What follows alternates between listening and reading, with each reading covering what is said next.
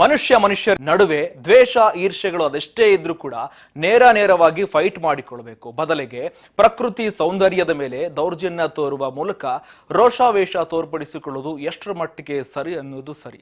ಜೊತೆಗೆ ಇದಕ್ಕೆ ಸಂಬಂಧಪಟ್ಟಂತ ಒಂದು ಘಟನೆ ಕೂಡ ನಡೆದಿದೆ.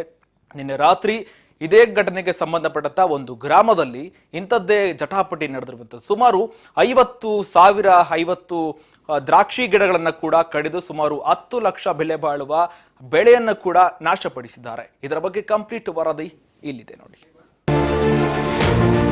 ಚಿಕ್ಕಬಳ್ಳಾಪುರ ತಾಲೂಕು ಕೊಂಡೇನಹಳ್ಳಿ ಕಡಶಿಗನಹಳ್ಳಿ ಮಧ್ಯೆ ಇರುವ ಕಾಂತಮ್ಮ ನಾರಾಯಣ ಸ್ವಾಮಿ ಹೆಸರಿಗೆ ಸೇರಿದ 2 ಎಕರೆಯಲ್ಲಿ ಹಾಕಿದ್ದ ದ್ರಾಕ್ಷಿ ತೋಟ ಫಸಲಿಗೆ ಬಂದಿದ್ದೇ ತಡ ರಾತ್ರಿ ಏಕಾಏಕಿ ತೋಟಕ್ಕೆ ನುಗ್ಗಿದ ದುಷ್ಕರ್ಮಿಗಳು ಸುಮಾರು 50ರಿಂದ 60 ದ್ರಾಕ್ಷಿ ಗಿಡಗಳು, ದ್ರಾಕ್ಷಿ ಚಪ್ಪರದ ಚಪ್ಪಡಿಗಳು, ಫೆನ್ಸಿಂಗ್ ಮೇಷ್, ಬಲೆ ದ್ರಾಕ್ಷಿಗೆ ಅಳವಡಿಸಿದ್ದ ಡ್ರಿಪ್ ಪೈಪ್ಗಳು, ನೀರಾವರಿ ಪೈಪ್ಗಳನ್ನ ಕತ್ತರಿಸಿ ನೆಲಕ್ಕುರುಳಿಸಿದ್ದಾರೆ. ಸುಮಾರು 25 ಜನ ಈ ದುಷ್ಕೃತ್ಯದಲ್ಲಿ ಭಾಗಿಯಾಗಿರಬಹುದೆಂದು ಅಂದಾಜಿಸಲಾಗ್ತಾ ಇದೆ. ಈ ಕೃತ್ಯದಿಂದ ಸುಮಾರು 10 ಲಕ್ಷದಷ್ಟು ನಷ್ಟ ಹೊಂದಿರಬಹುದು.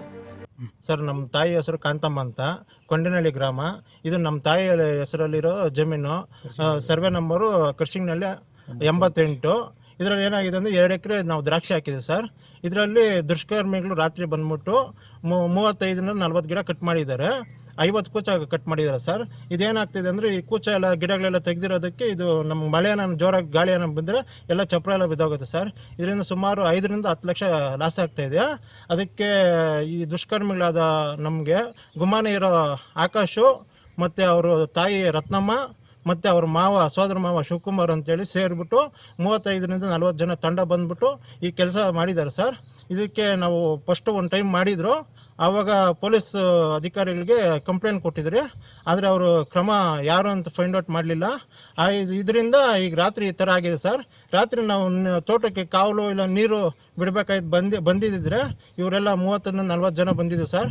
ರಂಪ, ಮಚ್ಚು, ಕೊಡ್ಲಿ ಎಲ್ಲ ತಂದಿದೆ. ಈ ಕೃತ್ಯದ ಬಗ್ಗೆ ಮಾತನಾಡಿರುವ ಮಾಲೀಕ ನಾರಾಯಣ ಸ್ವಾಮಿ, ರಸ್ತೆ ವಿಚಾರವಾಗಿ ಆಕಾಶ್, ರತ್ನಮ್ಮ, ಶಿವಕುಮಾರ್ ಕುಟುಂಬದ ಜೊತೆ ವ್ಯಾಜ್ಯವಿತ್ತು. ಈ ಹಿಂದೆಯೂ ಸಹ ಒಮ್ಮೆ ಹೀಗಾಗಿತ್ತು. ಆ ದಿನ ಪೊಲೀಸ್ಗೆ ದೂರು ಕೊಟ್ಟಿದ್ರು, ಕ್ರಮ ಜರುಗಿಸಿರಲಿಲ್ಲ. ಅದೇ ಧೈರ್ಯದ ಮೇಲೆ ಇವತ್ತು ಈ ಕೃತ್ಯಕ್ಕೆ ಎಸಗಿದ್ದಾರೆ. ಒಂದು ವೇಳೆ ಅಷ್ಟೊತ್ನಲ್ಲಿ ನಾವೇನಾದ್ರೂ ಅಡ್ಡ ಬಂದಿದ್ರೆ ನಮಗೂ ಸಾವು ಕಾದಿತ್ತೇನೋ ಎಂಬ ಅನುಮಾನವನ್ನ ಈಗ ಇಂಥದ್ದೊಂದು ದುರಂತಕ್ಕೆ ಕಾರಣವಾಗಿದೆ. ನಾವು ಈಗಾಗಲೇ ಪೊಲೀಸ್ ಠಾಣೆಗೆ ಮಾಹಿತಿ ಕೊಟ್ಟಿದ್ದೇವೆ. ಈ ಬಾರಿಯಾದ್ರೂ ಈ ಘಟನೆಗೆ ಕಾರಣರಾದವರನ್ನ, ಅವರ ಹಿಂಬಾಲಕರನ್ನ ಕ್ರಮ ಜರುಗಿಸಬೇಕೆಂದು ಅವಲತ್ತುಕೊಂಡಿದ್ದಾರೆ. ಸರ್, ಇದು ಈ ಕೆಲಸ ಮಾಡಿರೋದು ಅಮಾನವೀಯ ಕೃತ್ಯ. ಅಕಸ್ಮಾತ್ ಇದು ಮಾಡೋ ಬದಲು ಕೊಲೆ ಮಾಡಿದ್ರು ಚೆನ್ನಾಗಿರೋದು. ಈ ಗಿಡಗಳು ಎಂದ್ರೇನು, ಇನ್ನೊಂದು ಎಂದ್ರೇನು, ಇನ್ನು ಕಾನೂನು ಅನ್ನೋದು ಎಲ್ಲಿರ್ತದೆ ಇದೆಲ್ಲ ಮಾಡಿದಾಗ. ಇದು ಅಮಾನವೀಯ ಕೃತ್ಯ.